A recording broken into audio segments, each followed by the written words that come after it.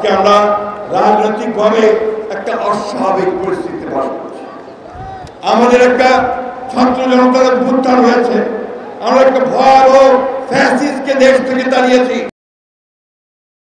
পতন ঘটিয়েছি, কিন্তু এখন পর্যন্ত আমরা গণতন্ত্রের উত্তরণ ঘটাতে পারি। এখন পর্যন্ত আমাদের যেটা আকাঙ্ক্ষা যে আমরা আমাদের জনগণের ভোটের মাধ্যমে আমরা একটা আমাদের সরকার গঠন করব, পার্লামেন্ট গঠন করব, সেটা কিন্তু আমরা এখনো গঠন করতে পারিনি। এই সভ্যতা, এই যে পৃথিবী, এই যে আজকে আমরা বিভিন্ন কল কারখানা, ডিভাইস, এই যে আমাদের সামনে ড্রোন, ক্যামেরা, বড় বড় অট্টালিকা, যা কিছু দেখছি সব কিছুর উপরে কিন্তু রয়েছে আপনাদের শ্রমিক ভাইদের অবদান, তাদের রক্ত, তাদের শ্রমের ঘাম। সভ্যতাই করতে উঠছে শ্রমিকদের সেই অবদানের মধ্য দিয়ে। আজকে সেই জন্যই সারা বিশ্বে শ্রমিক ভাইদের এই যে তাদের আন্দোলনের ফলে তারা যে অর্জন করেছিলেন সেই দিবস পালিত হচ্ছে। বক্তব্য দীর্ঘ করবো না, বক্তব্যের আমাদের অপেক্ষা করছেন, আমরা সবাই অপেক্ষা করছি আমাদের ভারপ্রাপ্ত চেয়ারম্যান মহোদয়ের বক্তব্য শোনার জন্য।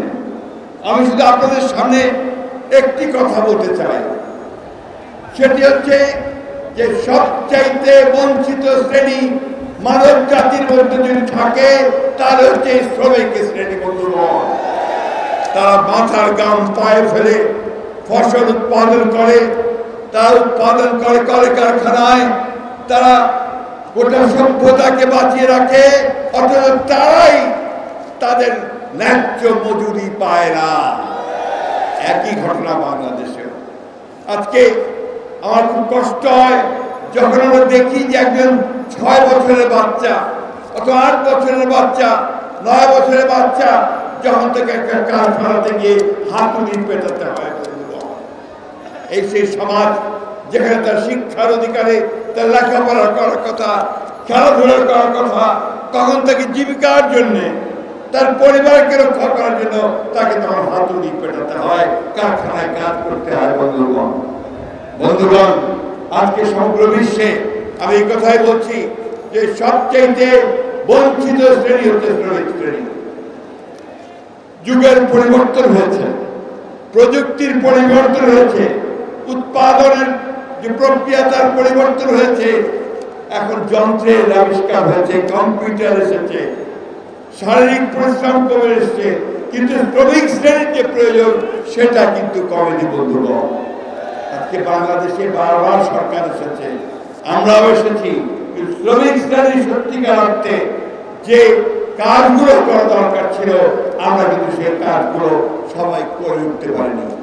একমাত্র আজকে আমি এই কথা খুব জোর গলায় দৃঢ় গলায় বলতে চাই যে একমাত্র আমাদের দলের প্রতিষ্ঠাতা, বাংলাদেশের স্বাধীনতার ঘোষক শহীদ প্রেসিডেন্ট জিয়াউর রহমানই একমাত্র ব্যক্তি যিনি প্রথম সেটা উপলব্ধি করেছিলেন, উপলব্ধি করে তিনি অনেকগুলো কাজ করেছিলেন শ্রমিক ভাইদের জন্য।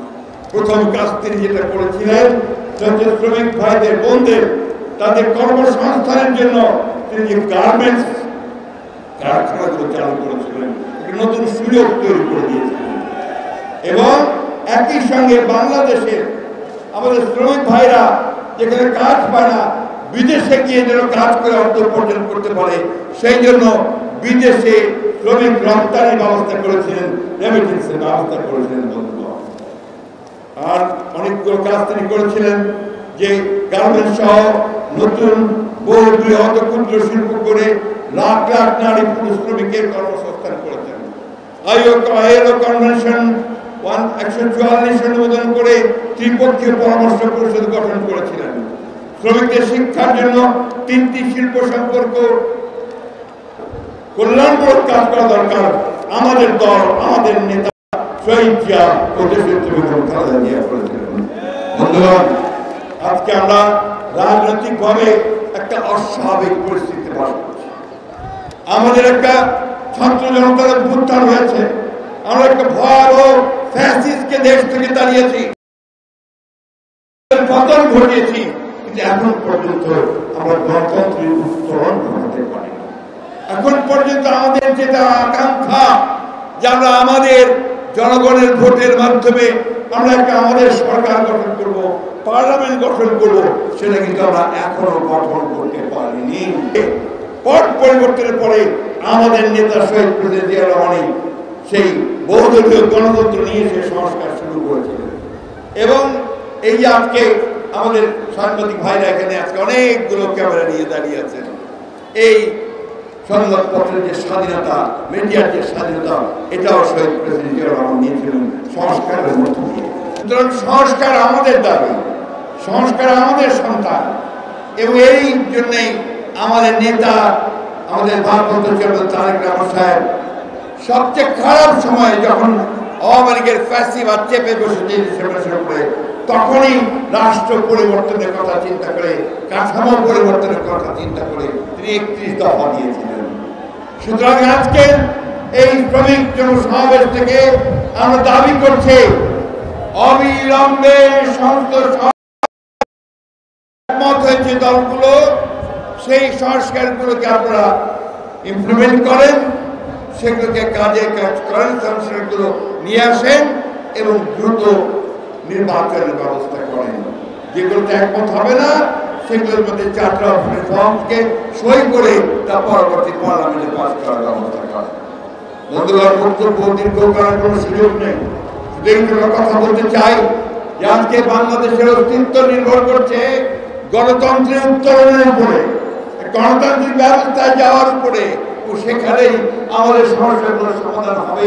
আমরা বিশ্বাস করি কৃষক, শ্রমিক, মেহনতি মানুষের সমস্যার সমাধান একমাত্র সমাধান সম্ভব একটা গণতান্ত্রিক ব্যবস্থায় উত্তরণের মধ্য দিয়ে। আরেকটা কথা বলে শেষ করব, দয়া করে রাজনৈতিক দলগুলোকে ইগনোর করে, অবহেলা করে, জনগণকে অবহেলা করে এমন কোন যুক্তি করবেন না যে যুক্তি বাংলাদেশের স্বার্থের বিরুদ্ধে যাবে। আমি আবারও আমার শ্রমিক ভাইদেরকে আন্তরিক শুভেচ্ছা জানাচ্ছি এই দিবসে। সেই সঙ্গে যে স্লোগানটি এই দিনের সবচেয়ে বড় স্লোগান, সমস্ত দুনিয়ার শ্রমিকদেরকে এক করে, সেই স্লোগান দিয়ে শেষ করতে চাই, দুনিয়ার মজদুর, দুনিয়ার মজদুর।